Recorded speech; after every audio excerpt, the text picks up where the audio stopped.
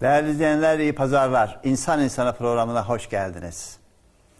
Bugün oyun ve oyuncu tutum konumuz olacak. Bir de misafirimiz var. Yavuz Durmuş. Soyadından pek anlaşılmıyor oyuncu tutum içinde olduğu ama ben kendisini daha çok iyi tanıyorum. Gerçekten oyuncu tutum içerisinde. Yavuzcuğum hoş geldin. Hoş bulduk hocam. Merhabalar. Hoş geldin Yavuzcuğum. Evet. Polatcığım bu Durmuş soyadı hakikaten hiç uymuyor. Yok hocam, aldatmaz yani. Kimseyi aldatmaz. Ama seminerden sonra öyle durumlar oluyor ki diyorlar ki hatta iş yerine falan uğradığında Yavuz öğretmen geliyor. Hadi arkadaşlar ayağa kalkalım. Hemen bir uygulama yapacağız gibi. Değerli izleyenler, ben Yavuz Durmuş arkadaşımla birlikte seminer verdik. Genellikle kısa bir açılıştan sonra bu seminerde şimdi diyorum sizi bir süre için Yavuz Durmuş'a bırakıyorum. Ve Yavuz Durmuş orada öyle şeyler anlatıp o şekilde bir davranışlarda bulunduruyor, ortam hazırlıyor ki ondan sonra seminer su gibi akıp gidiyor. Sen buna oyuncu tutumu diyorsun. Bu oyuncu tutumu sindirmek diyorsun. Bunu nasıl yapıyorsun bir seminer başlarken? Şimdi hocam seminere herkes farklı bir ruh haliyle geliyor. Eğer o iş yerinde kendi arkadaşlarıyla birlikte seminere katılıyorsa biraz daha gergin oluyorlar. Çünkü aynı iş yerinde sürekli birlikte birbirlerinin yüzüne bakacaklar.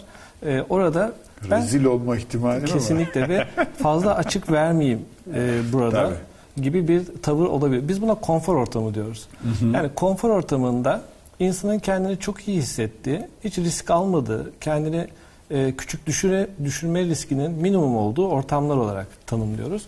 Genelde bunu sorduğum zaman sizin için konfor alanı neresi diye şöyle diyorlar. Kimisi diyor ki evim diyor. Kimisi odam diyor.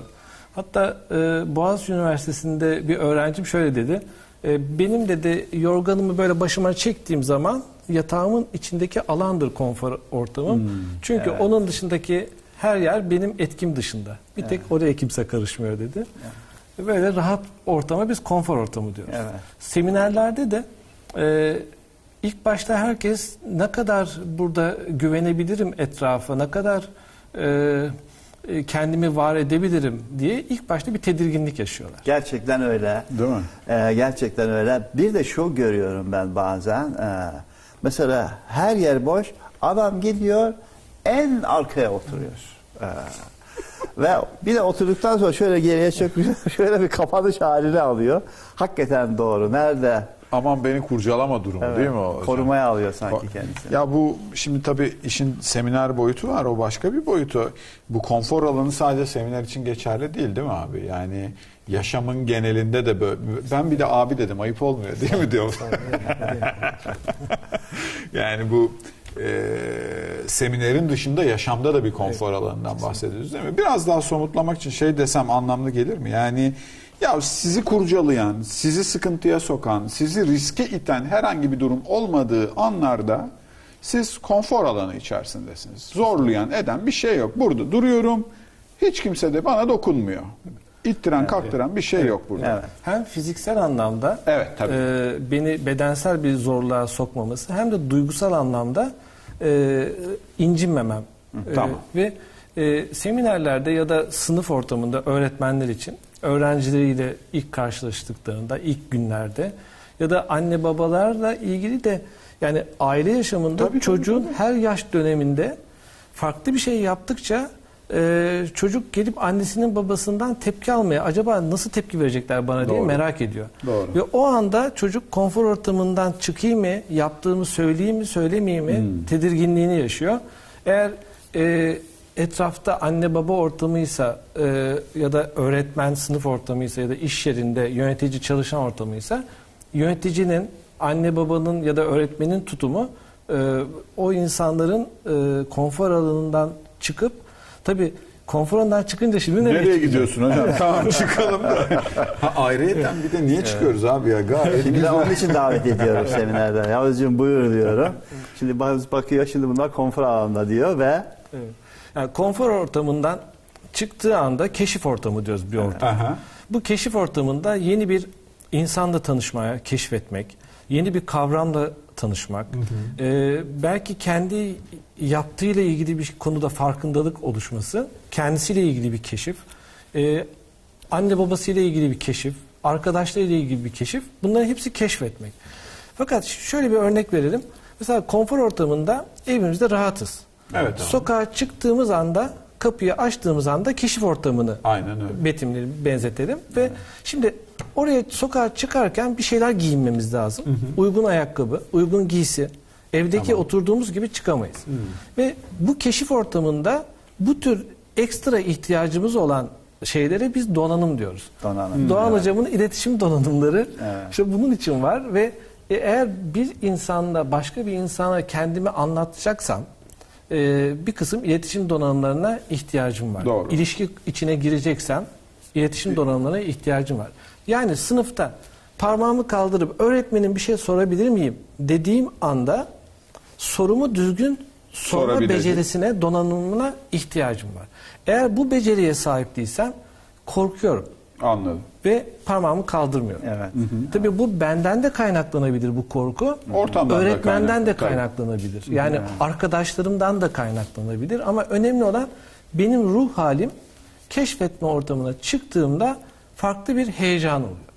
Heyecan mıdır anahtar orada hocam? Yani kaygı değil ama bir heyecan halinden mi bahsediyoruz? Şevk, Yani coşku ve bu heyecanı korku, kaygı şekilde bir duygu değil, kendisini heyecanlandıran, coşku içerisine sokan ama tabii önce güven ortamının olması çok Evet. önemli.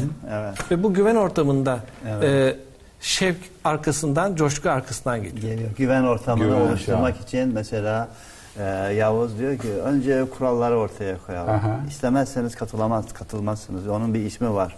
Gönüllü katılım. Aha. Yani şu Şart veya değil, bu zorla şekilde değil. kendinize özgü bir nedenden dolayı katılmak istemezseniz eğer ama katılırsanız oyuncu tutumunuz için teşekkür ederiz. Hep beraber olma falan. Onun altını bayağı oluşturuyorsun sen. Ve önce bakıyorlar falan. Mesela çok enteresandır bir gözlem yapayım. Bir uygulama öneriyor. Şimdi diyelim ki bir balonu elden ele aktarma şeklinde. Millet kalkmaya aklına getiremiyor oturdukları yerden. Evet, çok Fakat bir süre sonra farkına varıyorlar ki oturdukları yerden Olmuyor bunu bu iş. verimli bir şekilde yapamazlar. Ve şeye bakıyorlar, Yavuz'a bakıyor, kalkabilir miyiz? İzin istiyorlar. İzin ister bir tavır içerisinde bakıyorlar. O zaman diyor ki Yavuz gülerek, isterseniz kalkabilirsiniz. Kimisi hemen fırlıyor, kimisi ulan emin değilim kalkıyor mu kalkmıyor mu.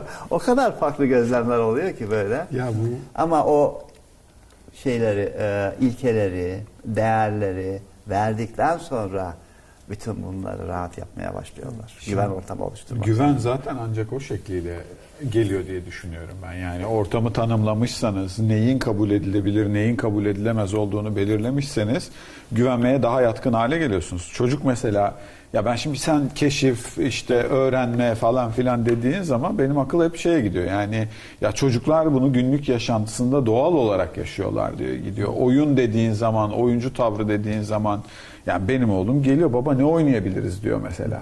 Yani ben seninle oynayacağım, buna karar verdim de ne oynayalım konusunda bari sen de bir şey yap diyor. Şimdi katılırsan sen eğer oyunun içerisine, o her zaman keyif alıyor. Bakıyorum saatlerce bunu oynamaya müsait ve şeyi düşünüyorum, sadece insanlar için de değil ya bu oyun meselesi. Hayvanlar da çok seviyor oyun oynamayı. Yani o yeni doğmuş köpeklere bakıyorum ben, yeni doğmuş kuzulara, kedi yavrularına, bilmem ne. Evet. Yani Doğru. bir kovalamacı hali doğasında var demek ki. Keşif ortamında olmanın kendine özgü bir coşkusu var. Fakat bir ortam daha var, ona da dikkati çekiyorsun. O da panik ortamı. Panik ortamı. Şimdi bu O ne abi? O ne? Orada aynen O ne? böyle korkuyoruz. Yani burada beklentilerimiz keşif ortamı öngördüğümüzden farklı bir şeyle karşılaştığımızda böyle bir heyecan duyuyoruz önce. Evet. Güven ortamı da varsa, zarar görmeyeceğime inanıyorsam bu beni çok heyecanlandırıyor. Mesela kampa çıkmak, işte çadırda kalmak, doğada kalmak. Bu eğer güvenli liderim varsa, rehberim varsa bu çok keyif veren bir deneyime dönüşüyor. Ancak onun da sınırı, keşfin sınırı şöyle iç içe geçmiş daireler olarak düşünsek, en ortada konfor ortamı, bir dışarıdaki dairede keşif ortamı, onun dışı ise panik ortamı olarak düşünsek. Panik ortamı Allah korusun kimsenin başına vermesin ama mecburiyetten açıkta kalmak gibi, bir doğal afet sonunda doğada çadır kurmak gibi düşünün. O kampçılık yapmak gibi olmuyor, o çadırda yaşamak. Oradaki ruh hali gibi olmuyor. Farklı bir panik ortamı içerisinde kalıyor insan. Aslında yapılan şey ikisi de doğada kalmak ama Anladım. kendini hissettiği alan Tabii, açısından bambaşka farklı. anlamlar Farklı. yüklüyorsun. Maalesef şimdi Suriye'de birçok insan böyle bir ortamda buluyor kendisini. Evleri bombalanmış, dışarıda kalmış, nereye gideceklerini bilemiyorlar. Tam bir panik ortamına. Evet. Yani keşfetme ortamı değil o. Evet. Konfor alanından birdenbire panik ortamına gitmiş durumdalar değil mi? Kesinlikle ve bu arada Gaziantep'teki dostlarımıza da selam yollayalım. Çok sık gidip geliyorum oraya. Evet. Orada da bu Suriye'den gelen arkadaşlar, vatandaşlar var ve onlar hakikaten kentte yaşayanlar ayrı. Herkes bir de her birimize göre değişiyor. Mesela aynı ortamda siz konfor ortamında hissederken ben panik ortamında hissedebiliyorum. Yani biz kendi memleketimizde orada yaşıyoruz ama hatta varoş olarak tabir ettiğimiz kentlerin yanına yerleşen, göç ederek gelen vatandaşlarımız var. Onlar da aynı ortamda Konforlu hissediyorlar. aynen ya konfor ortamında hissediyorlar, belki keşif alanında, belki de panik. Ama önemli olan şöyle bir durum var. Panik alanında olan insandaki temel duygu korku. Ve Krishnamurti'nin çok bahsettiği korku zihni sakatlar dediği bir sözü var. Korku devreye girdiği anda zihin ulaşabilecek çözümlerle ilgili potansiyeli gittikçe daralıyor ve seçenekleri göz ardı edebiliyor. Evet. Tek şeyimiz orada keşif alanında zihin açık, keyif alıyoruz, coşku içerisindeyiz, güven hissediyoruz.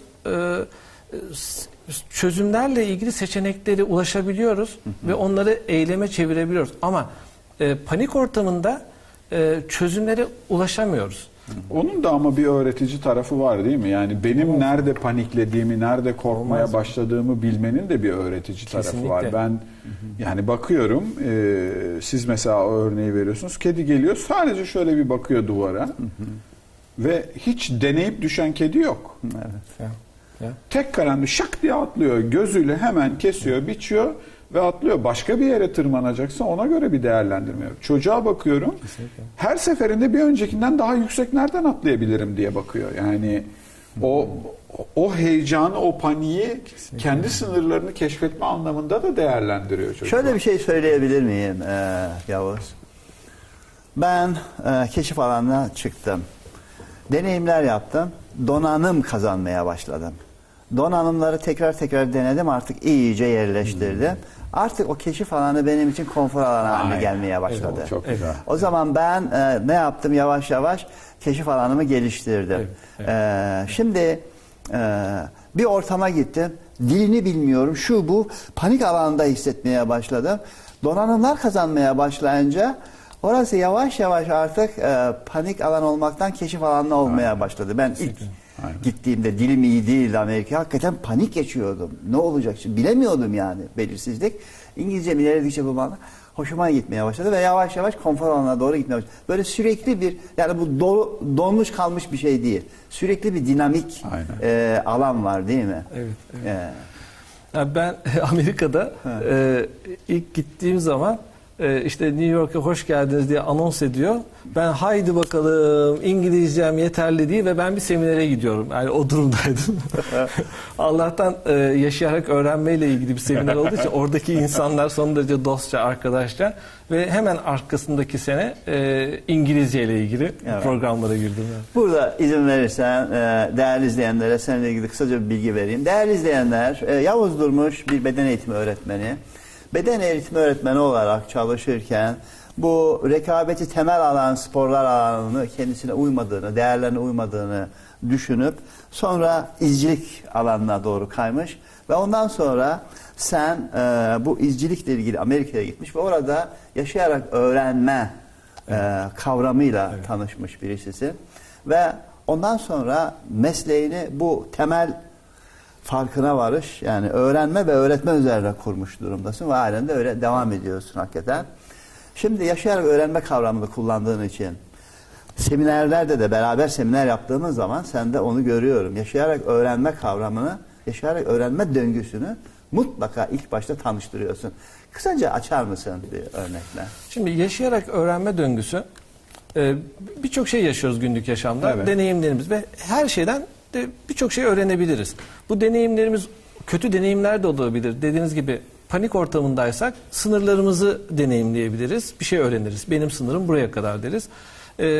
Fakat iyi bir şey de yaşıyorsak ondan da birçok şey öğrenebiliriz. Yaşayarak öğrenme döngüsünde ilk durak yaşantı. Önce yaşantının bir çerçevesini çizmek. Eğer bu yöntemde çok genelleme yaparsak, yaşamımızın tümünü ele alırsak, Çok muhtemel yani. değil mi? Genellikle konu hemen oraya gidiyor. Aynen öyle. Ve bu işte sen her zaman böylesin gibi Aynen. şeyler. Öyle değil de sen dün yemekten sonra ve işte ders çalışana kadar bir zaman geçirdin. O zaman üzerine seninle konuşmak istiyorum. Zaman sınırlaması mekandan Evet. da olur. Başka bir önemli olan Çerçeveyi daraltmak çizmek. diyorsun değil mi Evet, hocam? Çerçeveyi bir daralt, değerlendirme yapacaksın. Çerçeveyi çizdikten sonra o çerçeve üzerinde konuşmaya başlıyoruz. Öncesi sonrası değil. Sadece o çerçeve üzerinde. Ve bunda konuşurken ilk durağımız gene neleri iyi yaptık. Çok önemli. Çok önemli ya Bu yaklaşım hakikaten. bizim genelde bize biraz ters geliyor. Genelde ben seminerlerde ya da okulda yaptığım zaman hocam diyor, babam diyor hep benim eksiklerimi görüyor diyor. Annem hep eksiklerimi söylüyor diyor. Hatta bir yetişkin bir arkadaş, hiç unutmuyorum. Babası rahmetli olmuştu, Allah rahmet Allah etsin. rahmet Dedi ki hocam istatistik, matematik dersinden üniversitede herkes kalıyordu. Ben 97 aldım. Çok yüksek bir şey puan. Babama büyük bir heyecanla telefon açtım. Baba 97 aldım dedim. Babasının verdiği cevap tüh be oğlum şu 3 puanı nereden kaçırdık olmuş. Ve diyor ki arkadaş ya bu çok kötüydü benim için diyor. Yani halbuki 97 almışım. Şimdi neleri iyi yaptık durumu bizim için şu nedenle önemli. Daniel Goleman'ın kitaplarında duygusal zeka iş başında, yeni liderler, sosyal zeka gibi kitapları Türkçe'ye çevirdi. Evet. Bu kitaplarda başarının analizini yapıyorlar. Yapmış birçok araştırmalar sonucunda başarıdaki %85 faktörün özgüven olduğu çıkmış. Evet. Neleri iyi yaptık bölümüne biz o yüzden önem veriyoruz. Çünkü iyi yaptığımız şeyi fark ettiğimizde ve birisi de ona şahit olduğunda, hocam sizin terimlerinizden tanıklık ettiğinde. yaptığında birisi de ona ve benim değer verdiğim birisi eğer tanıklık yapıyorsa buna, Evet. benim yaşam Annem, kalitemdeki babam, birisi öğretmenim, yöneticim, evet. değer veriyorsa ve tanıklık yapıyorsa, bunu dile getiriyorsa ben o konuya daha çok önem vermeye başlıyorum. Özgüvenim besleniyor. Aynen. Ben yapabilirim. Aynen. Yani şu kadarını yapabilirim. Biliyorum Tabii artık. canım, Bu biliyorum. cebime koydum diyorsun değil mi? Evet.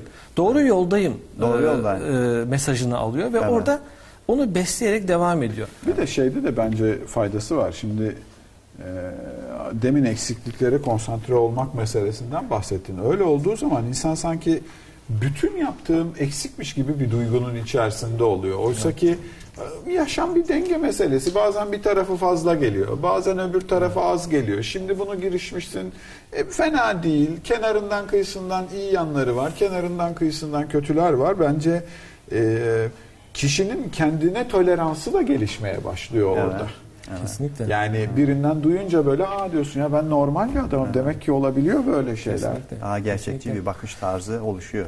Kesinlikle ve bu neleri iyi yaptığım durumu aynı zamanda olumluyu pekiştiren bir eğitim yöntemi olarak da karşımıza çıkıyor. Yani Martin Seligman'ın bu öğrenilmiş çaresizlik kavramıyla beraber gene onun da kitapları Türkçe'de yayınlandı. Öğrenilmiş iyimserlik, Gerçek öğrenilmiş mutluluk gibi.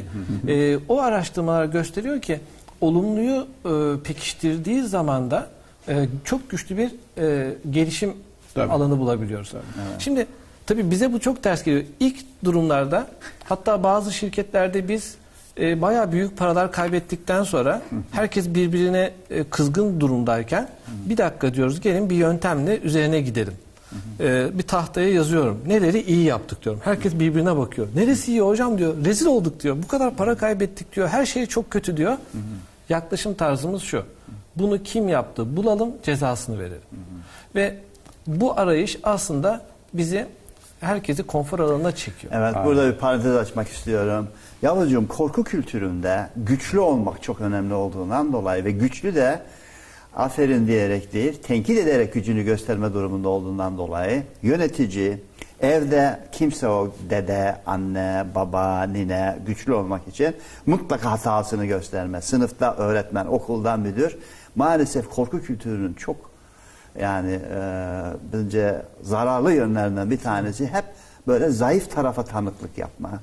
Daha sen çok ekmek yiyeceksin falan şekilde alay etme falan durumu katiyen bir öğrenme ortamı oluşturmuyor. Uzaklaştırıyor. Ve ondan dolayı sen seminerin başında ısrarla gelin şu yaşayarak öğrenme döngüsünü bir gözden geçirelim diyorsun. Evet. Önce bir olay yaptırıyorsun ve neleri yaptık diyorsun. Evet.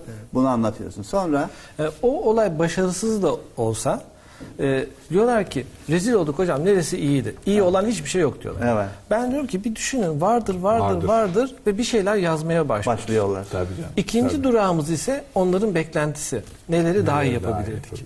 Peki neleri kötü yaptık da değil. Evet. Neleri daha iyi yapabilirdik diyorsun, değil mi? Çok önemli. Bir de yapabilirdik diyoruz hep beraber. Hep beraber. Evet. Yapabilirdin diye akıl vermiyoruz, yargılamıyoruz. Evet. Sen şunu daha iyi yapabilirdin. Niye yapmadın demiyoruz. Ve biliyorlar Polat.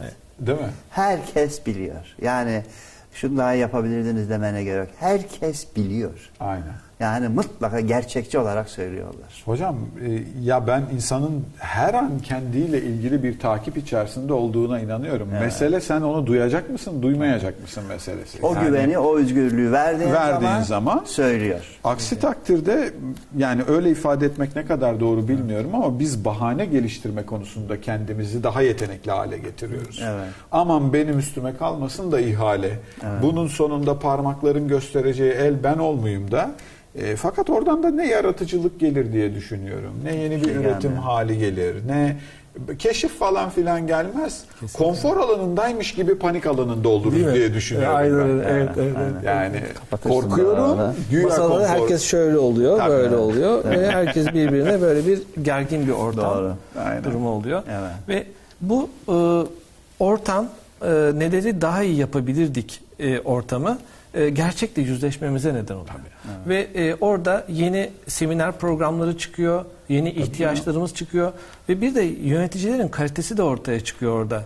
Yani arkadaşlar şunu daha iyi yapabilirdik dediği anda bu işi kötüye sürükleyen arkadaş da aranızdaysa o diyor ki, o kendini güvende hissediyor. Diyor ki beni hırpalamıyor yöneticim diyor. Ve müthiş mutluluk duyuyor bundan ve hemen arkasından peki ben buna nasıl iyi hale getirebilirim diye o yaşayarak öğrenme döngüsünün son durağına geçiyoruz. Bundan sonra böyle bir şey başımıza geldiğinde hepimiz iyi niyetliyiz ama işler ters gitti. Peki bundan sonra anahtar kelimemiz ne? O da farkındalıklarla ilgili yeni bilinçler getiriyor. Evet. Ama bunu hepsini ben bilmek zorunda değilim. Siz bir kelimeyle paylaşıyorsunuz. Diğer arkadaşım bir kelime söylüyor. Herkes kendi kelimesine sahip çıksın. Bir sonraki olayda başarıyı garantiliyoruz.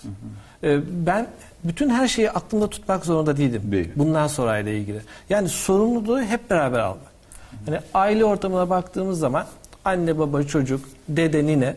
Yani kendini ben dedeyim, ben karışmam, sadece severim değil. Yani herkes bu çocuktaki istediğimiz davranışları, gelişmesini istediğimiz değerleri alabilmesi için o geliştiren ortam kavramınız hocam sizin. Evet. Geliştiren ortama her birimizin sorumluluğu var. Evet. O yani çok önemli. Sadece bir tane bekçi değil, içimizden birisi onu korumak durumunda değil. Yani o geliştiren ortam deyince onun zıttı kalıplayan ortam. Tabii. Hakikaten korku kültürü kalıplayan ortamı yaratıyor. Benim istediğim gibi olacaksın. Geliştiren ortam ise olabileceğin en iyisi olacaksın ve Hakikaten bunu da felsefede temelini John Dewey atmış. Evet. Yaşayarak öğrenme alanında kuran Evet. kimdi abi? David Kolb. David Kolb teorisyen, eğitim teorisyeni. Evet. John Dewey çok ilginç bir insan. Aslında Cumhuriyetimizin kuruluşunda Türkiye'ye gelip eğitim enstitüleri, köy enstitülerinin kuruluşu aşamasında da çok emeğe geçmiş bir insan. Evet. Birkaç sene Türkiye'de kalmış. Evet. John Dewey aslında böyle çok hareketli falan bir insan değil yaşamında. Hatta derslerini anlatıyorlar. Derslerini anlatan kitaplar var. Gelirdi, sakin sakin otururdu, kasketini çıkarır masaya koyar ve konuşmaya başlardı. Ve bütün ders böyle geçerdi. Ama biz yerimizde duramazdık diyor. Yani macera ya da serüvene yani insanları konfor alanından çıkarmak sadece bir atraksiyonla, bir işte paraşütle atlamakla, bir macera yaşamakla değil. John Dewey o yüzden bize çok farklı örnekler verdi yaşamımızda. Çok farklı macera ve Teşekkür serüvenler ederim Yavuz. Bunun girebiliriz. altını çizmen güzel oldu. Çünkü hakikaten öyle bir zihinsel ortam yaratabilirsin ki kişiler kendilerini bir keşif ortamında bir macera yaşıyor olarak görebilirler. Bu çok önemli. Bunun altını çizmen çok çok güzel oldu. Şimdi bu 3 alan sağlıklı bir şekilde yaşama girdiği zaman oyun oynamak için istekli hale geliyoruz, değil mi abi? Evet. Yani Bir de oyunu oynayan insanlar da yani ben oyun oynarken empati duygum da gelişiyor. Anladım. Aslında empati duygumun gelişmesinde yani karşımdaki ne hissediyor gelişmesinde en önemli şey acaba karşımdaki şu anda ne hissediyor? Yani ben onu çok hırpalıyor muyum? Onu duygusal alanda ya da fiziksel anlamda güvenliğini tehlikeye sokuyor muyum duygusu? Oyun içerisindeki birçok gelişim alanlarından bir tanesi. Burada merak ediyorum ya, o bana önemli de geliyor. Şimdi senin bu söylediklerinden bakışla ben bizim çok da oyuncu olmadığımızı düşünüyorum. Yani o biraz kültürle de ilgili bir durum. Biz çok oynayan bir grup değiliz. Varsayalım ki ben bugün etkilendim bu konuşmadan ve oyun oynamaya karar verdim. Ya bunu bir parça kendi içimde oynayamaz mıyım? Mümkün değil midir böyle bir şey? Yani ben mesela hayvanlardan ve çocuklardan pay biçiyorum orada. Hiçbir oyun arkadaşı yokken de oynarlar hocam. Hiç kimseye ihtiyacı yok. Ne oyuncağa ihtiyaç var, ne o. Ben diyor burada durduğum yerde oynarım diyor kendi kendime. Bakıyorum böyle gözler bir o yana kayıyor, bir bu yana kayıyor. Köpek böyle duruyor ama hayvan kendi içinde bir şey oynuyor, onu görüyorum. Şart mıdır hocam? Yani yapamaz mıyım ben tek başıma? Değil mi? O senin dediğin aşamaya sonra geçmeye karar verdim. Ya bence tabii burada evet cevabı birçok babayı oh be diyecek, rahatlatacak. Artık benimle uğraşma, git kendi başına oyun oyna diyecek.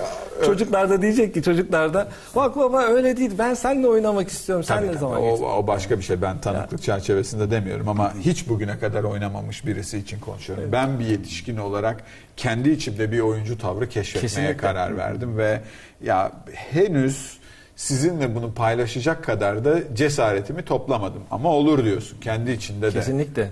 Oyuncu tavrı çok güçlü bir gelişim alanı. İstediğimiz bir çıktı oyuncu tavrında olması. Çünkü üniversite yaşamında, iş yaşamında çok farklı insanlarla karşılaşacak. Doğru. Kimileri bunu tersleyecek bu insanı. Tabii. Sürekli annesi babası gibi olumlu davranmayacak. Aynen. Ve oraya gittiği zaman o pes etmemeyi, tekrar denemeyi, hata yapmaktan korkmamayı, bunu hep oyuncu tavrı içerisinde topluyoruz. Bu oyuncu tavrı çok önemli ama oyunlarda başka bir insanla ya da başka bir canlıyla oyun oynarken farklı bir bilişte, farklı bir alt yollarda etkileşim oluyor. Daniel Goleman'ın Sosyal Zeka kitabında bayağı bundan bahsediyor.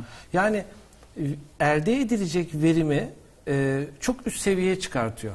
Anladım. Bir zaman var. O zaman da çocuk yalnız başına mı oynasın yoksa birlikte mi zaman geçirelim? Anladım. Verimi birlikte zaman geçirmek çok yüksek noktaları çıkartıyor. Ve beyin salgı bile salgılıyor. Tabii. Kesinlikle.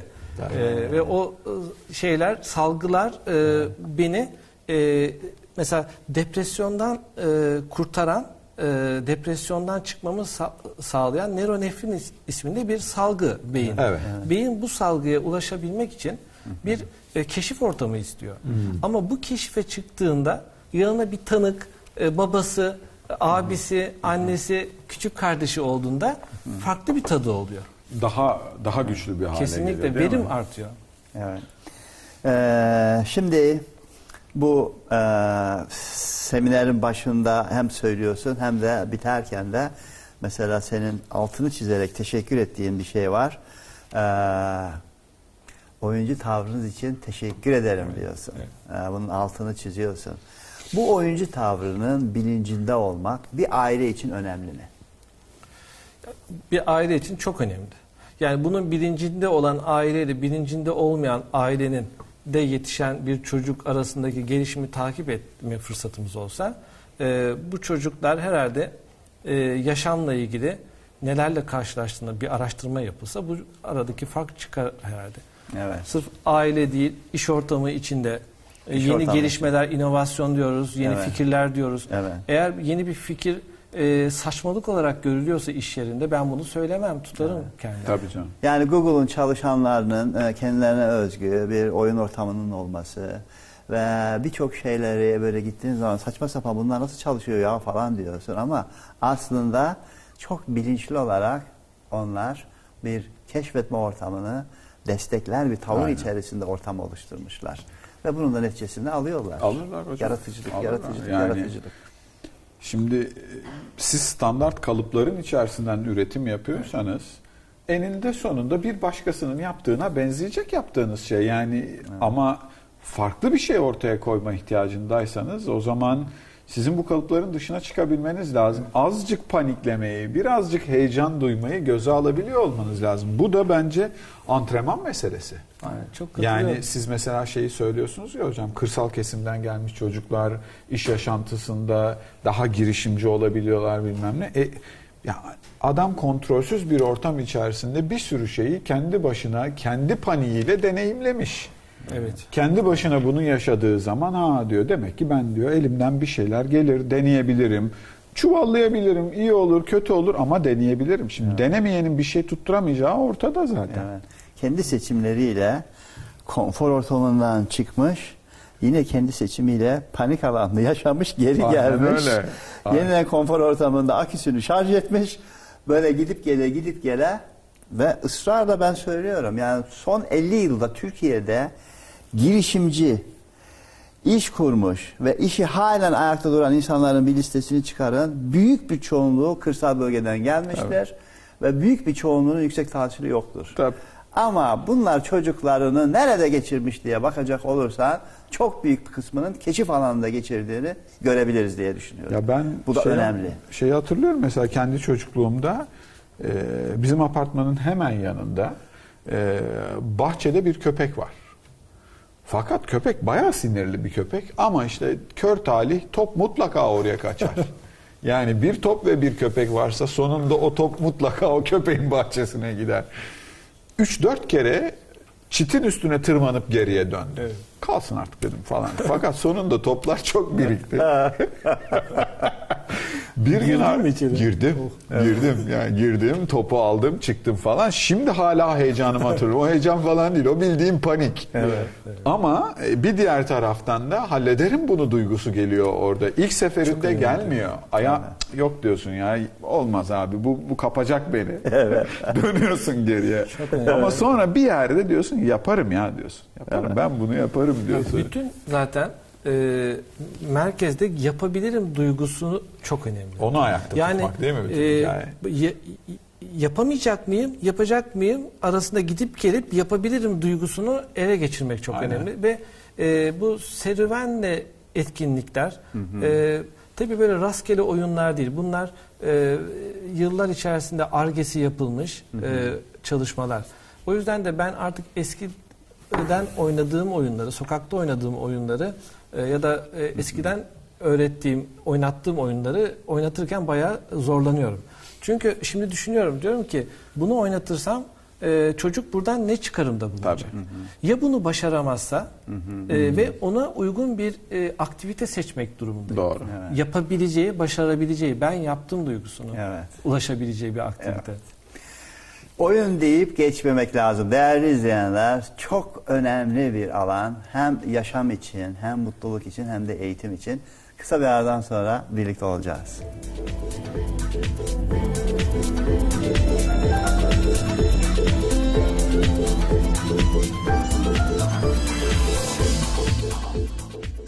Final Dergilerinin sunduğu Doğan Cüceloğlu'yla İnsan İnsana programı devam edecek. Final Dergilerinin sunduğu Doğan Cüceloğlu'yla İnsan İnsana programı devam ediyor.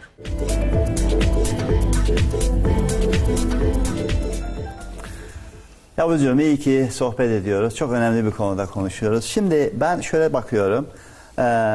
Her kültürün kendine özgü oyunları var. Oyun oynarken çocuk farkına varmadan o oyunun temelindeki kuralları öğreniyor, değerleri öğreniyor. Ve ona göre ne bileyim ben rekabetçi ortamın oyunları var. İşbirliği ortamın oyunları var. Senin Amerika'ya gidip eğitimini aldığın bu yaşayarak öğrenmede oyun tasarlıyorlar. Ve öyle bir şey söyledin ki sen, nasıl ki dedin, ilaç firmaları ilaç oluşturuyorlar ve deniyorlar. En nihayet ondan sonra piyasaya sürüyorlar.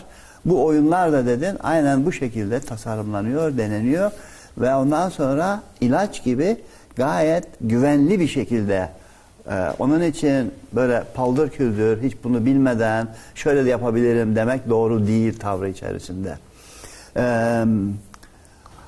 Neyi amaçlıyorlar böyle oyun tasarımlayanlar? Hocam şöyle bir durum oldu Amerika'da. Ben spor akademisinde öğrenciyken öğretilen sportif becerinin refleks haline gelmesi üzerine araştırmalarda bulundum. Evet. Ve bunun çok zor olduğunu biliyorum. Mesela sağ eliyle basketbol topu süren bir öğrenciye sol eliyle top sürmeyi öğretmek çok zor. Korkunç. Ve öğretiyorsunuz antrenmanda, sahaya çıktığı zaman biraz stres altına girdiğinde hemen sağ elini tekrar geri alıyor. Eski alışkanlığına geri dönüyor. Ve bunun bir değişikliğin ne kadar zor olduğunu çok iyi yaşamıştım o çalışmalarda. Amerika'da bir ortama girdik, orman içerisinde ve orada ben önce yanımdakilerden dedim ki ya ben bu insanlarla ne işim var? Ben bir an önce buradan uzaklaşayım. Hiç hoşuma gitmedi. İnsanları beğenmedim. Fakat öğlen olduğunda ben onlarla arkadaş olmuştum. Akşam olduğunda ise tırmanma duvarında ben tırmanırken o hoşuma gitmeyen insan benim emniyetimi alıyordu. Ben bundan çok etkilendim. Beni bir gün içinde, yarım gün içinde nasıl değiştirdiler bunlar? Ve hiçbir nasihat, nutuk şey yok. falan filan yok. Sadece kendiliğinden etkinlikler. senin içinde oldu bu. Evet. Yaparken. Sadece bir kısım etkinlikleri daha sonradan öğrendim ki bu etkinliklerin macera dalgası denilen, adventure wave denilen o dalga, bu bir tasarımmış bu. Yani bana rastgele bir şey uygulamamış. Sen o güveni boşuna duymamıştın yani. Zaten bütün süreç bunun için tasarlanmış. içinmiş. Tabii. Ve günün sonunda bizi birbirimize arkadaş yapmak, işbirliği içine sokmak içinmiş. Ve hiç çaktırmadan, hiç böyle büyük bir işmiş gibi davranmadan o yöneticiler, liderler bana bunu nasıl kazandırdılar? Yani normal bir oyun oynatıyor.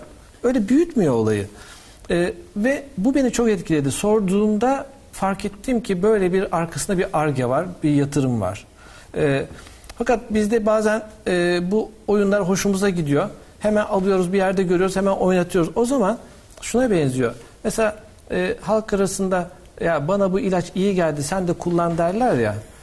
Bu sefer bunun yan etkisi olunca ya o ilaç bana iyi gelmedi ben kullandım. Ama onu bir doktor tavsiye etmedi. Doğru. O bir tasarımdan geçmedi. Doğru. Ben bir programda, seminerde gördüm yarım yamalak bir versiyonu ve hemen onu gidip bir yerde uygulamaya çalıştım. Bu işin ciddiyetini o zaman anladım. Ve öğretmenlik yaparken öğretmenlikle bu işi bir arada götüremeyeceğimi anladım ve o zaman bir iş değişikliği o zaman gerçekleşti. Evet. Ve Amerika'da bunun 40 yıldır o zaman yani seneler önce 40 yıldır yapıldığını duyduğumda çok hayretler içerisindeydim. Yani neden hani biz bunu yaşamadık diye. Fakat şimdi tabii birçok üniversitemizde, okulumuzda öğretmenler, anne babalar tabii sizlerin katkısı çok büyük hocam. Yani ailelerin gelişimine, bilinçlenmeye ve bu konuya çok açık hale geldi. Yani artık bir oyun oynatırken bu oyun çocuğuma hangi yönde geliştirecek diye düşünüyorlar. Mesela benim bir rehabilitasyon merkezinde genç bir arkadaş, sorduğumda suç işlemiş bir arkadaş bu. Ve oyundan ne öğrendin falan dediğimde, vallahi hocam dedi, benim öğrendiğim şu: kavgada ilk yumruğu sen vuracaksın dedi. Ben çocukluğumdaki oyunlardan bunu öğrendim dedi. Kavgada ilk yumruğu vurursan kazanırsın dedi. Benim anam ağlayacağına senin anan ağlasın. Aynen öyle. Evet. Yere düşenin dostu olmaz dedi. Yere düşene bir tekme de sen atacaksın, yoksa dedi senin başını belaya sokar. Ben bunları öğrendim dedi. Şimdi biz çocuklarımıza bilinçli bir tasarım yaparken, öğretmen olarak, anne baba olarak, okul yöneticisi olarak, toplumu oluşturan insanlar, yöneticiler olarak biz çocuklarımızı nasıl bir ortamda olmasını istiyoruz? Çıktının ne olmasını bekliyoruz? Yani kavgada ilk yumruğu vurmayı mı öğrensin bizim çocuğumuz? Yoksa konuşarak anlaşma yolunu, biz bilincini, yani hem biz bilinci deyince hem benim ilgim ve ihtiyacım karşılansın, hem de karşımdakinin ilgi ve ihtiyacı. Yavuzcuğum, sana teşekkür etmek istiyorum. Evrimle beraber bir kitap yazdın. Rekabet etmeden yaşamak. Ve orada oyunlardan da söz ediyorsun. Ve bu kitabı alanlar aynı zamanda sizin kendinizin tasarladığı bazı oyunlara da alabilme imkanına kavuşuyorlar. Evet.